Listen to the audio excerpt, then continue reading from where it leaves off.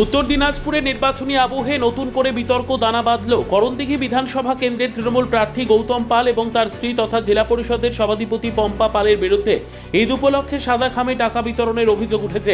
এই অভিযোগ সামনে এনেছেন বিজেপি প্রার্থী বিরাজ বিশ্বাস। তিনি একটি ভিডিও প্রকাশ করে দাবি করেছেন নির্বাচনের আগে ভোটারদের প্রভাবিত করতে এই অর্থ বিতরণ করা হচ্ছে।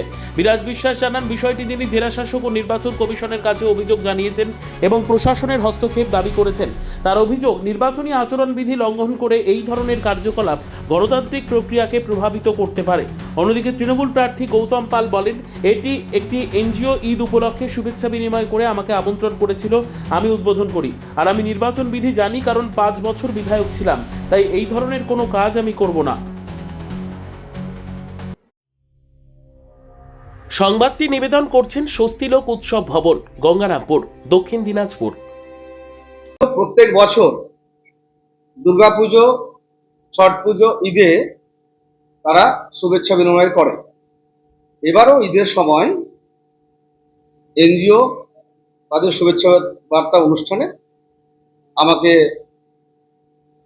শুভ সূচনা করার জন্য ডাকে। আমি শুভ সূচনা করে দিই এবং তারা পরে শুভেচ্ছা বিনিময় করে। আমি নির্বাচনী আইনবিধি আচরণবিধি জানি, ফলে এইরকম কোনো কাজ আমি করব না যে আচরণবিধি নষ্ট হয়। আমি গত 5 বছর বিধায়ক ছিলাম, অর্থাৎ নিয়ম কানুন মেনে আমি কাজ করি। সর্বোত্তম সুযোগ সুবিধে রয়েছে আতিথেয়তায়। সুপরিচিত স্বস্তিলোক উৎসব ভবন অতিথিদের যে কোনো অনুষ্ঠানের জন্য উপযুক্ত ওয়ান স্টপ ডেস্টিনেশন। আমরা আপনার বিশেষ অনুষ্ঠানটিকে অবিস্মরণীয় করে তুলি। স্বস্তিলোক উৎসব ভবন, শিববাড়ি রোড, গঙ্গারামপুর, দক্ষিণ দিনাজপুর।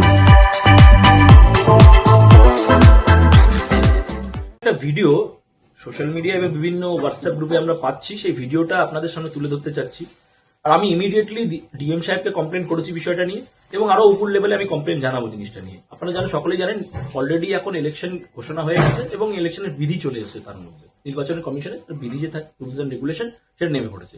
আর তারই মধ্যে দেখা যাচ্ছে আমাদের যে বর্তমান তৃণমূল কংগ্রেসের প্রার্থী, সে এই ভিডিওটি একটু কাইন্ডলি দেখুন।